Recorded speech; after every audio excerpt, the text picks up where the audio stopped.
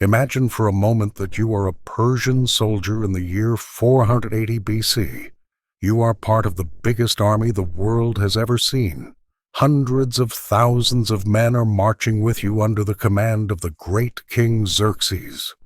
You have crossed entire continents and conquered powerful cities, and now you are heading for a small rocky piece of land in southern Greece. Your commanders tell you that you will face only a few thousand Greeks who won't obey at a place called Thermopylae.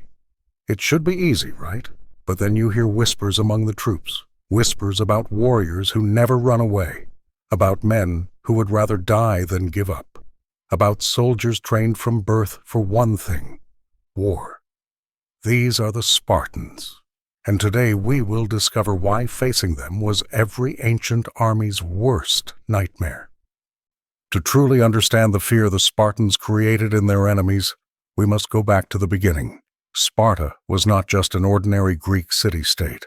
It was a carefully designed war machine, where every part of society was focused on creating the most powerful warriors the ancient world had ever known. This change did not happen overnight. It was the result of hundreds of years of social and military growth shaped by where they lived, political needs, and a unique belief about what it means to be a warrior. Sparta's history begins in the dry mountains of the Peloponnese, an area that did not have good farmland like other parts of Greece. The first Spartans, known as Dorians, arrived in this area around the 11th century BC. Unlike other Greek city-states that became rich through sea trade and making deals with others, Sparta was surrounded by difficult land and unfriendly neighbors. This unique location forced the Spartans to make a big choice. They could try to compete in business with cities like Athens and Corinth, or they could specialize in something no other Greek city-state dared to try, turning every citizen into a professional warrior. Their decision changed not only the fate of Sparta, but the course of all Western history. Around the 8th century BC, the Spartans put in place a radical social system known as the Great Retra. This wasn't just a set of laws. It was a complete rebuilding of society with one goal: to create the most efficient military machine the world had ever seen. Under this system, the entire population was divided into three separate classes: the Spartiates, who were citizen soldiers by birth; the Perioeci, who were free men, but not citizens responsible for trade and crafts; and the Helots, who were basically servants tied to the land who did the farming work necessary to keep society going. This social structure allowed for something never seen before in human history: a warrior class completely dedicated to the art of war, freed from any need to work for a living. While other Greek soldiers were farmers, merchants, or craftsmen who picked up weapons when necessary, the Spartans were professional soldiers from the moment they could hold a spear. But what truly made the Spartans unique wasn't just that they could dedicate themselves entirely to war. It was how they chose to do so. The Spartan education system, known as the agoge, was unlike anything else in the ancient world. It wasn't a school in the way we understand it today, but rather a program lasting many years of military and mental training that shaped not only a man's fighting skills, but also his very identity. This system began even before a Spartan child was born. When a Spartan woman became pregnant, she wasn't just carrying a baby. She was carrying a future soldier of the state. The birth of a child in Sparta marked the beginning of a harsh selection process that would determine if they were worthy to become a Spartan warrior. Immediately after birth, the baby went not into the loving arms of its mother, but into the hands of experienced elders who carefully examined the child. They looked for signs of strength, health, and physical energy. Any child showing signs of weakness, physical problems, or illness was judged unfit to serve the Spartan state. The fate of these children was instantly sealed. They were taken to the slopes of Mount Tagatos and left to die. This process may seem cruel by modern standards, but for the Spartans, it was a practical necessity. Sparta could not afford to feed and train soldiers who would not be able to fight well. Every resource, every moment of training, every piece of food had to be invested in creating warriors who could defend the city-state against enemies who often had more soldiers than them. Childhood selection made sure that only the most physically fit would have the chance to become full Spartans. For those babies who passed the initial inspection, the first years of life were a period of careful preparation. Spartan mothers, unlike mothers in other parts of Greece, were encouraged to be physically active and strong. They believed that strong mothers would produce strong children. Spartan women participated in physical exercise, athletic competitions, and ate high-protein diets. They were not confined to their homes, as in other Greek cities, but were considered essential partners in raising the next generation of warriors. At the age of 7, the true transformation began. This was the moment when Spartan boys were separated from their families and handed over to the state to begin the agoge. Imagine the scene. Hundreds of 7-year-olds, some still crying for their mothers, being herded into groups and marched to military camps where they would spend the next 13 years of their lives. There was no turning back. There were no weekend visits home. There were no holidays or vacations. From that moment on, these children belonged to Sparta. The agoge was divided into phases, each designed to develop specific parts of a Spartan warrior. The first phase, from ages 7 to 12, focused on building basic physical and mental toughness. Children learned to handle hunger, cold, pain, and tiredness. They slept on the hard ground, wearing only a thin cloak, even in the harsh winter of the Peloponnese mountains. Food was deliberately scarce. Not so scarce that the children starved to death, but enough that they were constantly hungry and had to struggle to get more food. This intentional food shortage served multiple purposes in Spartan training. First, it taught children to work well, even when their basic needs were not fully met, a crucial skill for soldiers who might have to march for days with limited food. Second, it encouraged them to be creative and resourceful. Spartan children were expected to add to their food by stealing more, but there was a catch. If they were caught stealing, they were severely punished. Not for stealing. That was considered a useful skill for a soldier, but for being careless enough to be captured. This seemingly backward system of punishment shows a basic characteristic of Spartan education. It taught not only physical skills, but also the kind of tactical and smart thinking necessary for war. A Spartan soldier needed to be able to live off the land, sneak into enemy territory, and get resources by any means necessary, all while staying hidden. Children who could steal food without being caught were showing exactly the kind of practical intelligence that would be valuable on the battlefield. As the children grew older in the agoge, their training became progressively more intense and specialized. At 12, they entered the second phase of the program where the focus shifted to more direct combat skills. It was at this age that they began to learn the weapons that would define their lives. The long spear known as the dory, the circular shield called the aspis, and the short sword known as the xiphos. But more important than any individual weapon was learning to fight as part of a unified group.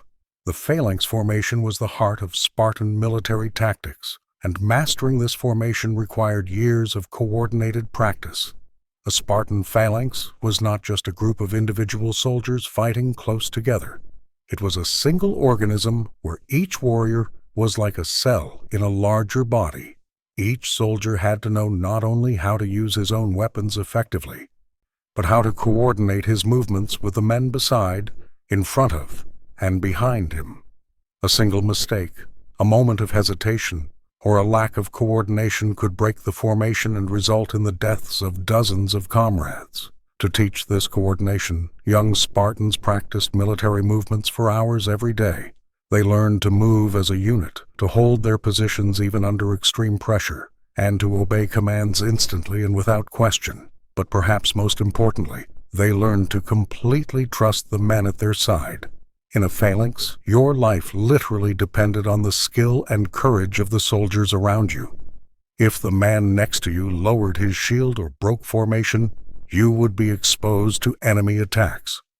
This mutual dependence created bonds between Spartan warriors that went far beyond simple military friendship. The Spartan system understood that creating effective soldiers required more than just physical and tactical training. They needed to develop the mental and emotional strength necessary to face the horrors of ancient warfare. Combat in ancient times was not distant and impersonal, like modern warfare can be. It was brutal, up close, and personal. Warriors fought so close that they could feel their enemy's breath, see the fear or determination in their eyes, and hear their cries of pain. Surviving and winning in this type of combat required a special kind of mental toughness. To develop this toughness, the agoge subjected young Spartans to a series of tests and rituals designed to break down any mental weaknesses and rebuild their minds as instruments of war. One of the most famous of these tests was known as diamastagosis, a brutal ritual in which young Spartans were publicly whipped until they bled. The goal was not cruelty, but rather to teach future warriors to handle extreme pain without breaking or showing signs of weakness. During this ritual, hundreds of Spartans gathered to watch as young men were tied to an altar and whipped with an iron rod. The mental pressure was immense, not just from the physical pain, but from the knowledge that the entire community was watching to see if you would break. Those who screamed, begged for mercy, or fainted were considered unfit to become full warriors. Only those who endured the torture in silence, often to the point of death, were considered worthy of the title of Spartan. This type of conditioning may seem extreme, but it served a very specific military purpose. In the heat of battle, soldiers often faced situations where pain, fear, and chaos could freeze or break them. A Spartan warrior who had been trained from childhood to handle extreme pain and maintain his composure under intense pressure had a significant mental advantage over enemies who had not gone through such conditioning. When a wounded Persian soldier screamed in pain and panic, a wounded Spartan soldier continued fighting in deadly silence. Beyond physical and mental conditioning, the agoge also emphasized the development of skills we would today call emotional intelligence and leadership. Young Spartans learned to control not only their own emotions, but also to read and influence the emotions of others. They studied how to inspire confidence in their comrades, how to intimidate enemies, and how to maintain a unit's morale, even in the most desperate circumstances.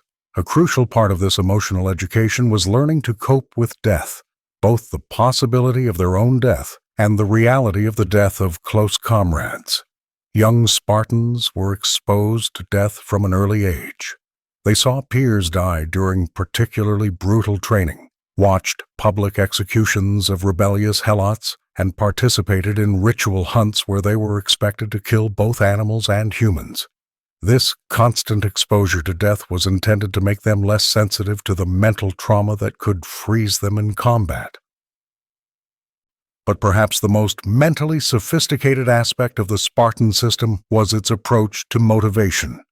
The Spartans understood that soldiers fight best when they have something worth dying for. To create this motivation, they built a system of values and social identity that made being a Spartan warrior not just a job, but the very definition of human worth in society. From a young age, young men in the agoge were taught that their lives were only valuable to the extent that they served effectively as soldiers. They heard constant stories of Spartan heroes who had died gloriously in battle, and of cowards who had been pushed away from society for showing fear. They learned that death in combat was not something to be feared, but rather the most honorable fate a man could have. The famous phrase of Spartan mothers to their sons going off to war, "Return with your shield or on it," was not just an expression of support, but a clear statement that cowardice was worse than death. This mental programming created soldiers who literally couldn't think of retreating or surrendering. For a fully trained Spartan, breaking in battle wasn't just a tactical failure. It was a fundamental denial of everything he'd been taught to value about himself. This is one of the reasons the Spartans were so effective in seemingly impossible situations. While other soldiers might calculate the odds and decide that a strategic retreat was wise, the Spartans simply didn't have that mental option available. At age 20, after 13 years in the Agoge, young Spartans faced their final test, an ordeal that would determine whether they would become full citizen soldiers or be given a lesser status for the rest of their lives. This test wasn't a written exam or a demonstration of skills in a controlled environment. It was a real mission where the young men were sent alone into the field with orders to survive for a set period using only their skills and wits. During this final ordeal, known as the Crypteia, young Spartans were expected to live off the land, avoid detection, and often performed specific missions such as killing helots who were considered dangerous or potential leaders of revolts. This was not just a test of survival skills. It was also a test of their willingness to do anything necessary to protect the Spartan state, no matter how morally questionable it might be. Those who successfully completed the Crypteia were finally considered full Spartans, Spartiates, and earned the right to bear arms as citizen soldiers. But even then, their military education was not complete. From their 20s to their 30s, they continued intensive military training, now focused on advanced tactics, leadership, and specialization in different aspects of warfare. Only at 30 was a Spartan considered mature enough to marry and raise a family, and even then, their military obligations remained their top priority. The result of this decades-long educational system was a type of soldier that simply didn't exist anywhere else in the ancient world. An adult Spartan wasn't just trained for war. He was mentally incapable of functioning in any other context. They didn't know how to be farmers, merchants, or craftsmen because they had never been exposed to these activities. They didn't know how to negotiate or compromise because they had been trained to view anything less than total victory as unacceptable failure. They were, in the most literal sense, human war machines. But creating individual super soldiers was only part of what made the Spartan army so powerful. What truly set them apart from other ancient armies was how they functioned together as a military force. Spartan organization and tactics represented hundreds of years of military growth refined through actual combat experience against a variety of enemies. The basic Spartan military unit was the Enomotia, composed of approximately 35 men. This was not just an administrative division. It was a military family. The members of an Enomotia lived together, ate together, trained together, and fought together. They knew each other's strengths and weaknesses intimately. They knew how each comrade would react under different types of pressure. This intimate familiarity allowed for a level of tactical coordination that was impossible to achieve with soldiers who didn't know each other well. Multiple Enomotiae formed a Pentecostus of approximately 140 men, and multiple Pentecostuses formed a Lochos of approximately 560 soldiers. At the top of the hierarchy was the Mora, a unit of approximately 2,240 men commanded by a polemarch. This organizational structure allowed considerable tactical flexibility. Commanders could quickly reorganize their forces for different combat situations without losing unity or effectiveness. But organization alone didn't explain Spartan superiority. What truly made them devastating was their use of the phalanx formation. The phalanx wasn't a Spartan invention. Other Greek city-states used it as well, but the Spartans refined and perfected it in ways that transformed it from a basic military tactic into a nearly invincible weapon of war. A typical Spartan phalanx consisted of 8 ranks of soldiers, each carrying a spear approximately 2.5 meters long and a circular bronze shield about a meter in diameter.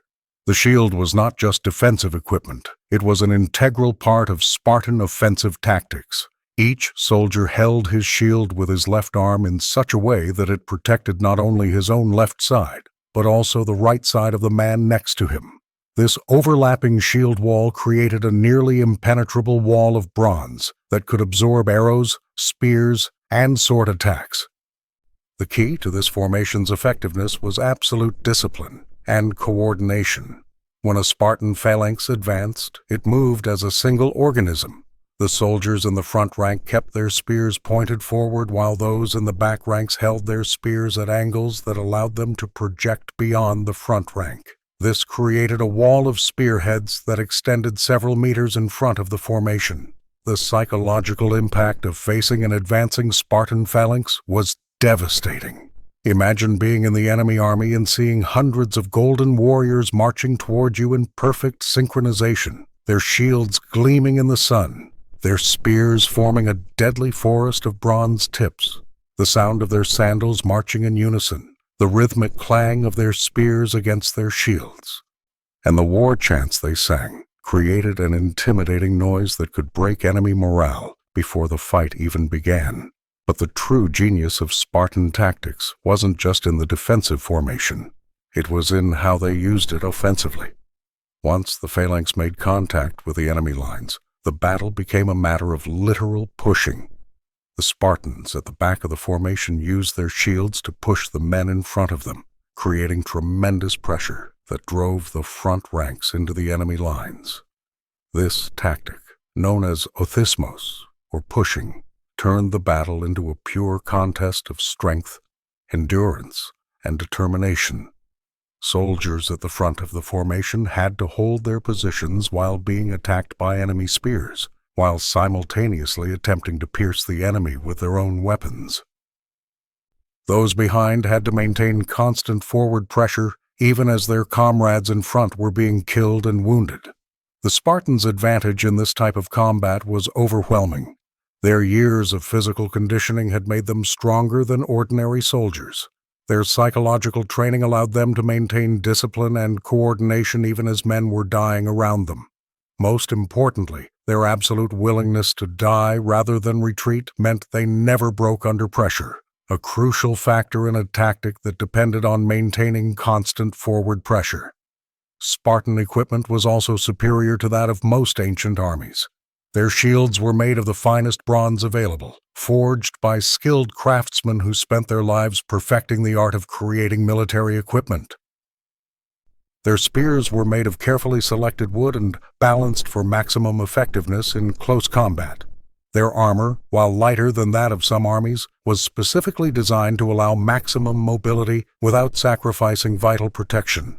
But perhaps the most innovative aspect of Spartan equipment was its standardization.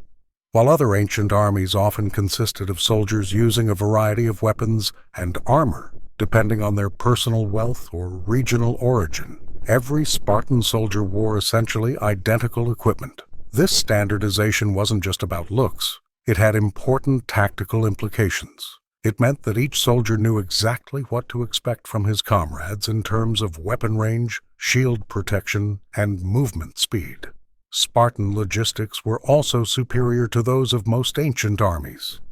While many armies relied on complex supply trains or living off conquered land, the Spartans had developed systems to maintain their forces in the field for extended periods with minimal supplies. Their soldiers were trained to function on reduced food, to find water in hostile territory, and to maintain their equipment in combat condition even after weeks of campaigning. This logistical superiority gave the Spartans a significant strategic advantage. They could carry out military campaigns into territories where other armies could not operate effectively. They could maintain sieges for longer periods and, crucially, they could respond quickly to threats in different parts of their territory without having to worry about vulnerable supply lines. By the time we reach the Greco-Persian Wars of the early 5th century BC, all these Spartan advantages came together to create situations where relatively small Spartan forces could face much larger armies with a realistic chance of victory. The Persian Empire represented the kind of challenge for which the Spartan military system had been designed. A powerful enemy with vastly superior resources that relied on raw numbers rather than individual soldier quality. The Persian army that invaded Greece in 480 BC was impressive in size. Ancient sources, though possibly exaggerated, speak of Persian forces numbering in the hundreds of thousands or even millions of men. Even if we reduce these numbers to more realistic estimates, we are still talking about an army that outnumbered any force the Greeks could gather by a margin of at least 10 to 1, and possibly much more. But size wasn't the only Persian advantage. The Persian Empire controlled vast economic resources that allowed it to equip its soldiers with quality weapons and armor, maintain extensive logistical networks, and recruit military experts from across the known world. The Persian army included not only native Persian soldiers, but also groups of Medes, Egyptians, Phoenicians, and dozens of other nationalities, each bringing their own military specialties. The Persians also had significant technological advantages. Their archers were considered among the finest in the ancient world, capable of unleashing clouds of arrows that could darken the sky. They had heavy cavalry that could break infantry lines with shock charges. They had engineers specializing in siege warfare who could build machines capable of breaking through the walls of even the most heavily defended cities. Perhaps most importantly, the Persians had experience. The Persian Empire had conquered territories stretching from India to the Black Sea through decades of successful military campaigns. Its generals had faced all types of enemies and tactics. They knew how to adapt their strategies to different terrains and situations. When they marched into Greece, they had every reason to believe this would be just another routine conquest. From the Persian perspective, Greek resistance seemed almost funny. The Greek city-states were small, often fighting among themselves, and capable of fielding military forces that were tiny compared to what the Persians could gather. When Persian spies reported that the Greek defenders at Thermopylae Pass consisted of only a few hundred Spartans and a few thousand other Greeks, it must have seemed as if the resistance would be crushed within hours. But the Persians didn't fully understand what they were marching against. They had faced Greek soldiers before. Greek mercenaries had served in Persian armies, and some Greek city-states in Asia Minor had been conquered during previous Persian expansions. But they had never faced Spartans fighting on their own territory, defending their homes and families on terrain that favored their specific tactics. The Thermopylae Pass was chosen by the Greek defenders precisely because it eliminated many of the Persian advantages. It was narrow enough that only a small portion of the Persian army could attack at the same time, eliminating their numerical advantage. The rugged terrain made cavalry charges impossible. The steep walls on both sides of the pass meant that Persian archers could not easily flank the Greek position. More importantly, the terrain forced a battle of the kind the Spartans were perfectly suited for: close quarters, infantry combat where discipline, training, and determination mattered more than numbers. At Thermopylae, all Persian technological and numerical advantages were reduced to a simple test of which side could hold a better battle line in close combat. When the battle began, the Persians quickly discovered they were facing a different breed of soldier than anything they had encountered before. Their first units to attack were elite troops known as the Immortals, Persian soldiers considered the best the empire had to offer. These men had conquered cities and defeated armies across the known world. They expected the few Greeks in the past to break and flee when faced with the elite Persian military. Instead, they found themselves against a wall of bronze and iron that simply wouldn't budge. The Spartans met the Persian charge in perfect formation, their spears forming a deadly forest that pierced anyone who approached too closely. When the Immortals tried to use their greater mobility to flank the Spartan position, they found the terrain made such moves impossible. When they tried to use archers to break the Spartan formation from a distance, they discovered that Greek shields could absorb arrows indefinitely. More disturbing to the Persians was the Spartans' psychological reaction to combat. Persian soldiers were accustomed to enemies who screamed, showed fear, or at least some normal emotional reaction to the extreme violence of ancient warfare. The Spartans fought in deadly silence, their faces hidden by bronze helmets, responding to their officers' commands with mechanical precision, even as men died around them. This silence wasn't just intimidating, it was deeply disturbing on a psychological level. Persian soldiers who had seen many battles later reported that fighting Spartans was like fighting ghosts or demons. There was no psychological satisfaction of seeing fear in the enemy's eyes, no screams of pain to confirm their attacks were causing damage. No signs that the Spartans were normal humans who might eventually break under sufficient pressure. As the first day of the battle at Thermopylae progressed, it became clear to the Persian commanders that they were facing a tactical problem they had not anticipated. Their usual tactics, using archers to break enemy formations, flanking with cavalry, or simply overwhelming the enemy with superior numbers, were not working. The narrow pass prevented their cavalry from operating. Their archers could not penetrate the Spartan shield wall, and throwing more soldiers into the fight did not help when only a few could fight at once due to the terrain's limitations. Worse still, the Persians were suffering significant casualties while the Spartans seemed virtually untouched. Each wave of Persian attack left dozens of bodies scattered in front of the Spartan line, while the Greek formation remained solid and seemingly tireless. For Persian soldiers accustomed to quick and relatively bloodless victories against intimidated enemies, this experience was deeply demoralizing. The Spartan tactical effectiveness at Thermopylae perfectly illustrated why facing these warriors was every ancient military commander's nightmare. It wasn't just that they were skilled soldiers. Many ancient armies had skilled soldiers. It wasn't just that they were well equipped. The Persians also had quality equipment. What made the Spartans unique was their combination of superior technical preparation, extreme psychological conditioning, and a social system that made them literally incapable of considering defeat. When Xerxes, observing the battle from an elevated position, saw his best troops repeatedly pushed back by a much smaller force of Greeks, he must have begun to realize that he had gravely underestimated his opponents. Historical sources suggest that he initially believed Greek resistance would last a few hours at most. Instead, as the first day turned to night without significant Persian progress, it became clear that this battle would be very different from what anyone had anticipated.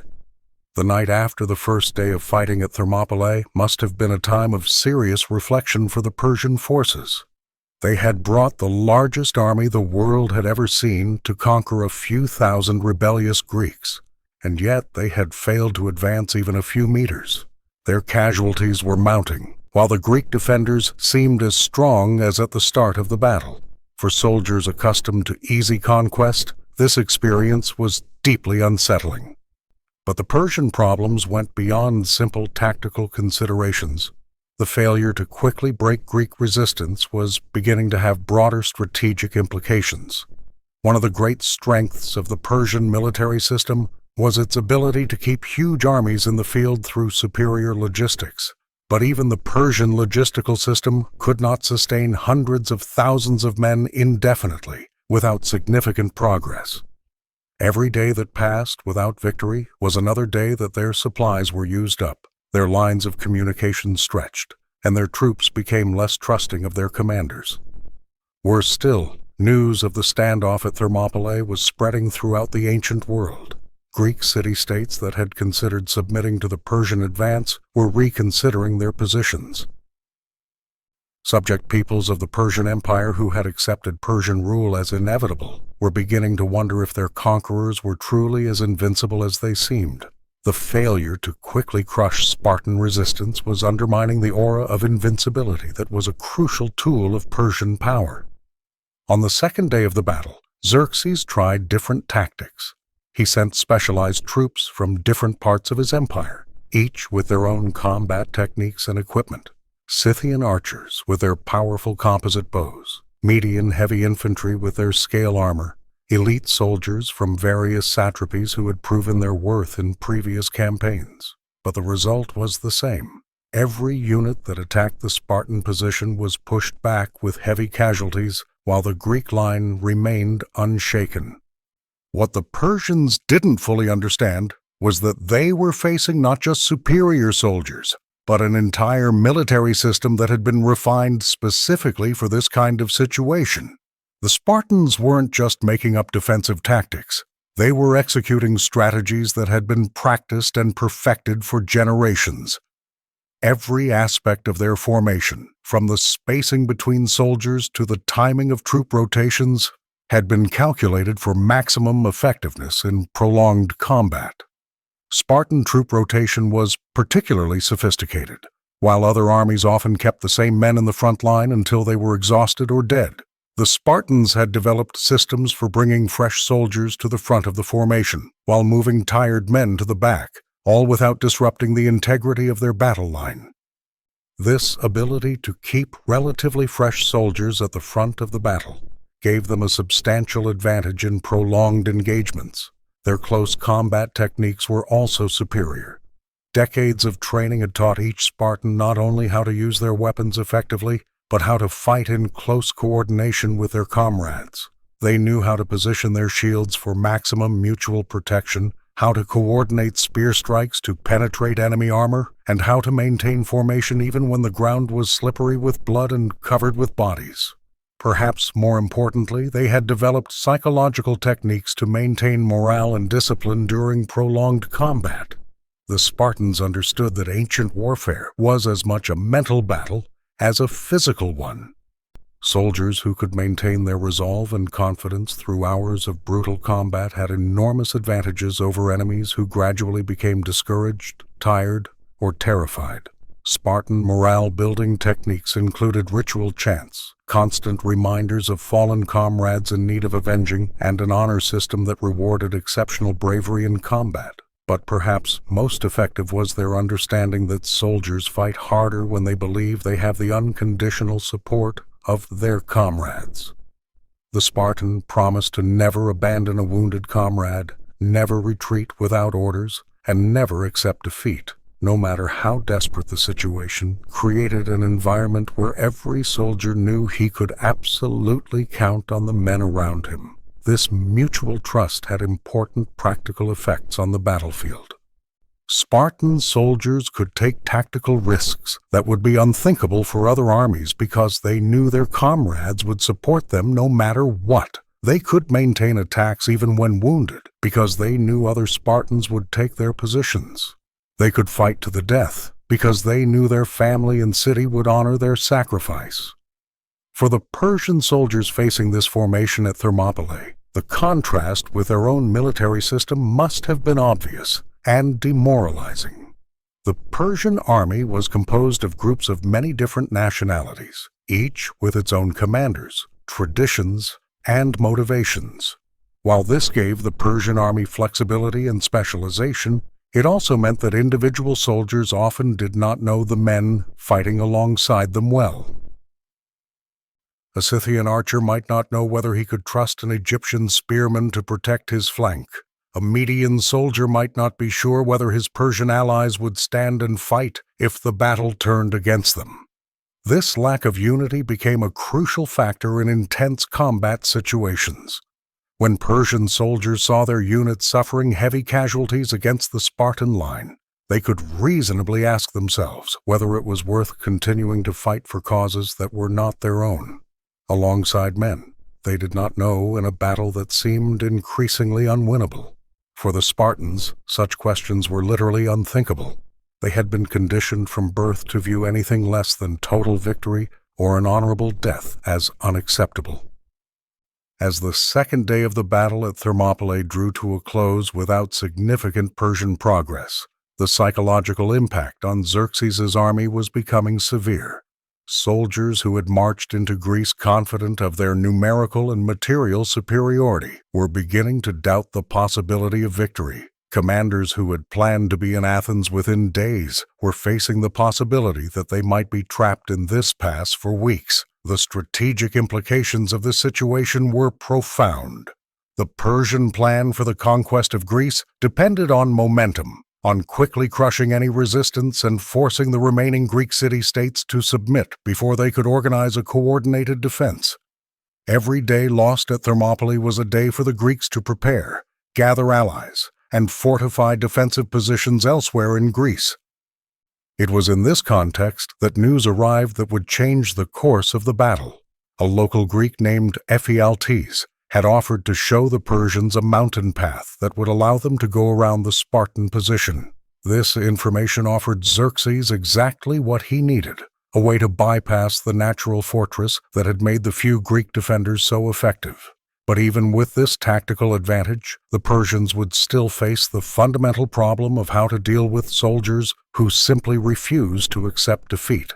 The mountain route might allow them to surround the Spartans, but surrounded soldiers who prefer death to surrender do not automatically become less dangerous. In many cases, they become more desperately effective. When Leonidas, the Spartan king commanding the Greek forces, received word that the Persians had found a way to go around his position, he faced a decision that would define not only the outcome of the battle, but also the historical perception of Spartan military effectiveness. He could attempt to withdraw his forces to fight another day, preserving his trained soldiers for future battles, or he could stay and fight to the death, knowing that such a sacrifice would have symbolic and strategic value that could inspire Greek resistance throughout the Hellenic world. Leonidas's decision perfectly illustrates what made the Spartans so psychologically effective as soldiers. For a rational military commander in almost any other culture, preserving trained soldiers to fight another day would be the obvious choice. But the Spartan value system didn't allow for such a calculation. For the Spartans, retreating when they could still fight was a fundamental violation of everything they believed about honor, duty, and courage. Leonidas dismissed most of the Greek allies, allowing them to withdraw to fight in future battles. But he and his 300 Spartans remained along with a few Theban and Thespian volunteers who chose to stay and die with them. This was not an emotional or impulsive decision. It was a calculated strategic choice based on the understanding that sometimes the symbolic value of a last stand outweighs the preservation of military resources. The third and final day of the battle at Thermopylae became a definitive demonstration of both the effectiveness and limitations of the Spartan military approach, surrounded and outnumbered by impossible odds. The remaining Spartans fought with a ferocity that impressed even their enemies. Persian sources report that the last Spartans continued fighting even after their spears were broken, using swords, then daggers, and finally fighting with fists and teeth. This final stand was not just dramatic bravery, it had significant practical effects on the broader Persian military campaign. The heavy casualties the Persians suffered at Thermopylae, while numerically sustainable, had a disproportionately large impact on the morale of their troops. Soldiers who had seen their best units decimated by a few Greeks could no longer have complete confidence in Persian invincibility. More importantly, the Spartan sacrifice at Thermopylae became a powerful symbol that inspired Greek resistance throughout the Hellenic world. City-states that could have surrendered peacefully to the Persians instead chose to fight, motivated by the example of the 300 who chose death over submission.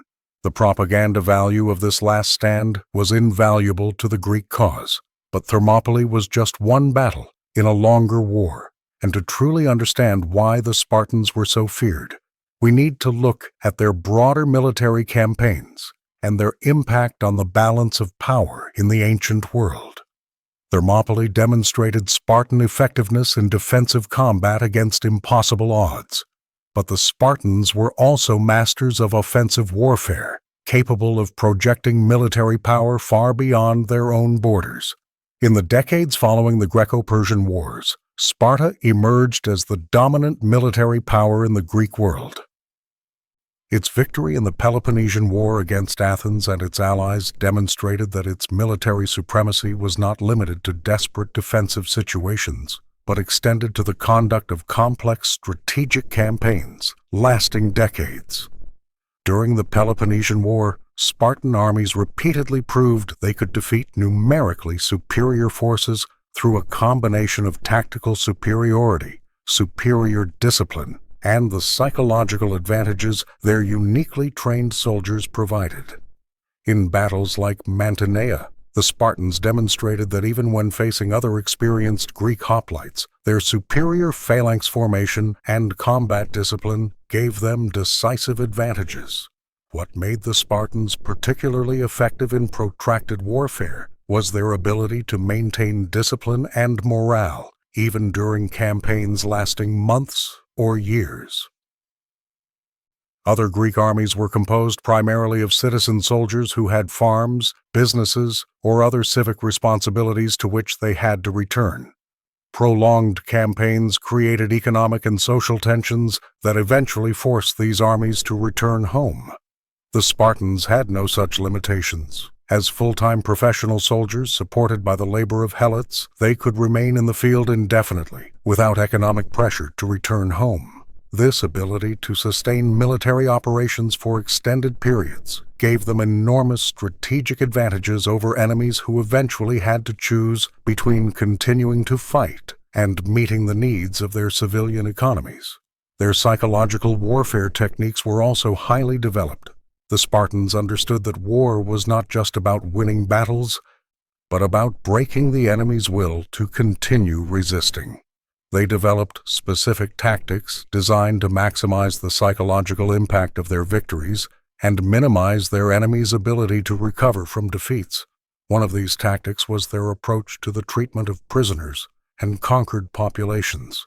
While many ancient armies killed or enslaved indiscriminately, the Spartans often used calculated displays of force to break resistance without having to fight unnecessary battles. Cities that surrendered quickly were often treated with relative leniency, while those that resisted faced complete destruction. This policy created powerful incentives for potential enemies to surrender rather than fight. The Spartans were also masters of mobile warfare.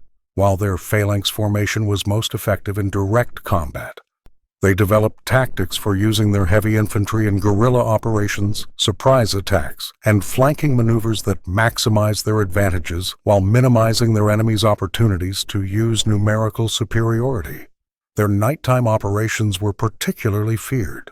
The Spartans trained extensively for combat in darkness, developing techniques of silent communication, navigation without light, and coordinated attacks that allowed them to attack enemy camps with devastating surprise.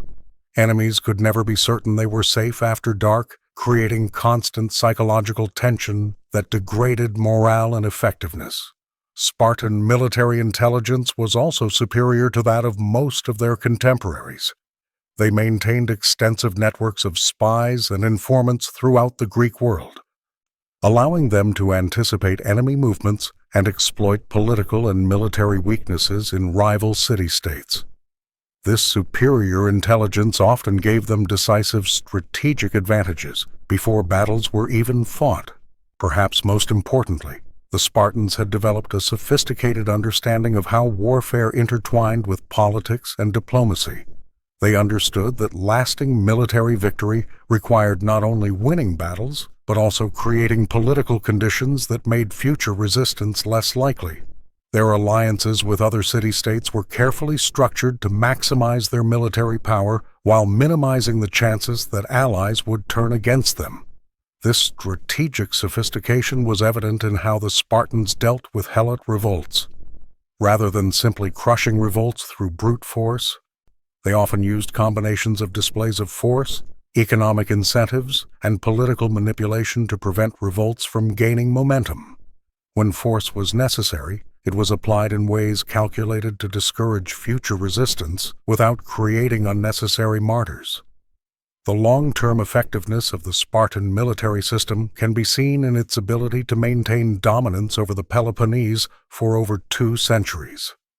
During this period, no individual city-state or coalition of city-states successfully challenged Spartan military power. Even when Sparta faced revolts or invasions, its fundamental military superiority remained intact. This prolonged dominance was not simply a result of tactical superiority on the battlefield, but reflected the effectiveness of the total Spartan system: military, political, economic, and social. In sustaining military power on a regional scale, the Spartans had created not only a superior army, but an entire society optimized for projecting and maintaining military force. But the Spartan system also had inherent weaknesses that would eventually contribute to its decline. Their reliance on a relatively small citizen-soldier population meant they could not sustain heavy casualties indefinitely. Each Spartan killed in battle represented years of training and investment that could not be easily replaced. Their social rigidity also limited their ability to adapt to changing conditions. The system that made the Spartans so effective against traditional enemies became a liability when they faced new types of military challenges for which they had not specifically trained. The rise of Macedonia under Philip II and Alexander the Great posed precisely this kind of new challenge. The Macedonians had carefully studied Spartan tactics and developed specific military innovations designed to neutralize traditional Spartan advantages. Their Macedonian phalanx formation used longer spears that could surpass Spartan spears in range. Their heavy cavalry could exploit weaknesses in the Spartan formation that had not been a problem against previous enemies. More importantly, the Macedonians had adopted many of the best features of the Spartan military system while avoiding some of its limitations. They trained full-time professional soldiers like the Spartans, but recruited them from a much larger population base. They emphasized discipline and cohesion like the Spartans, but maintained tactical flexibility that allowed them to adapt to different combat situations. The Battle of Leuctra in 371 BC, where a Theban army under Epaminondas defeated a Spartan force, marked the beginning of the end of Spartan military supremacy. This defeat demonstrated that Spartan tactics, while still formidable, were no longer invincible when faced with enemies who had developed specific counter-tactics. But even in decline, the Spartan military legacy continued to influence the development of the art of war in the ancient world and beyond. Many of the innovations the Spartans pioneered, professional military training, unit discipline, psychological warfare, advanced tactical coordination, became standard features of effective armies throughout the ancient world. The Romans, who would eventually conquer both Greece and the ancient Persian Empire, studied Spartan tactics extensively and incorporated many elements of the Spartan system into their own military organization. The Roman emphasis on discipline, standardized training, and loyalty to the unit can be traced directly to Spartan influence. Even today, modern military practitioners study the Spartans not only for historical interest, but because many of the fundamental principles that made the Spartans so effective, the importance of rigorous training, unit cohesion, strong leadership, and psychological preparation for combat, remain relevant to contemporary military operations. What makes Spartan military history unique is not only that they were exceptionally effective soldiers, but that they demonstrated how a small society could achieve and maintain military superiority over much larger enemies through extreme specialization, tactical innovation, and a total commitment to military excellence. They proved that in war, quality can triumph over quantity when that quality is developed systematically and scientifically. For the Persian soldiers who faced Spartans at places like Thermopylae, the lesson was clear.